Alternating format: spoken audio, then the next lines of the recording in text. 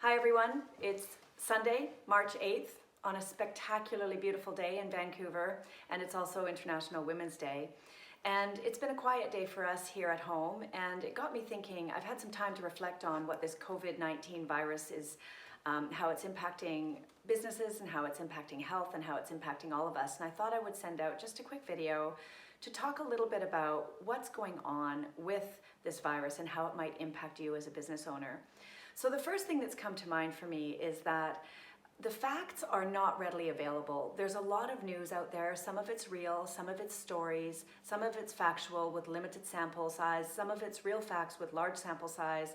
And it's really difficult for us to know what the real facts are that we're dealing with.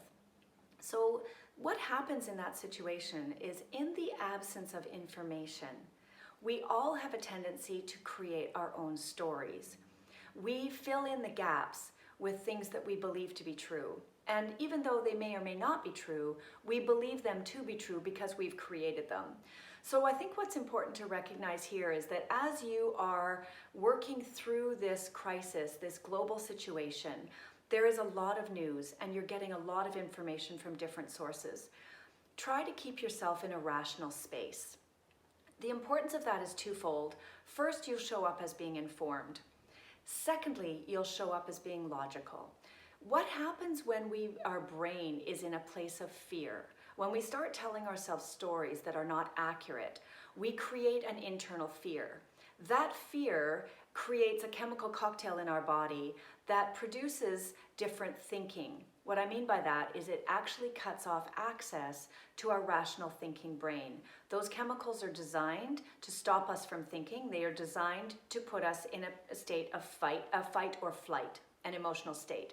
So the best thing that you can do is not fall for the stories and try your best to stay in a rational state where your logic and your thinking have access to your best and most creative brain, being your neocortex. So that's the first thing.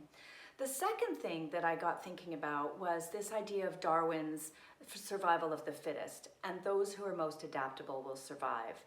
So I got to thinking, if this is the case, and coronavirus includes to become a global issue, and it continues to become what we're projecting as a possible pandemic, what does that mean in terms of behavior patterns? What does that mean for your market? What does that mean for how you deliver your services and how you create a business that's not just surviving, but is also thriving in this setting? So you have some opportunities. You have some opportunities to put yourself in an empathetic position of your client and think about the things that they're thinking about, the things that they're concerned about. And some of these things may or may not be rational, but regardless, they're thinking about them. So as you think about how you deliver services, one of the trends that I'm expecting to see as a result of this is that people, as a general rule, will become even more amenable to doing business virtually, meeting virtually, doing paperwork and whatnot virtually, and working from home and doing remote access type business.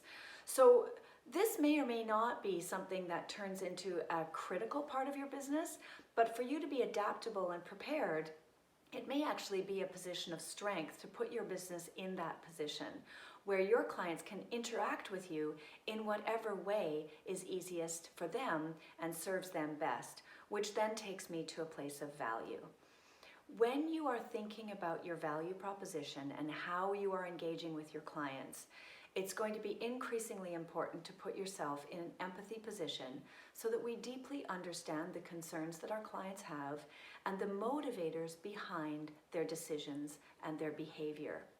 So 3 things to be thinking about as this virus continues to be big news.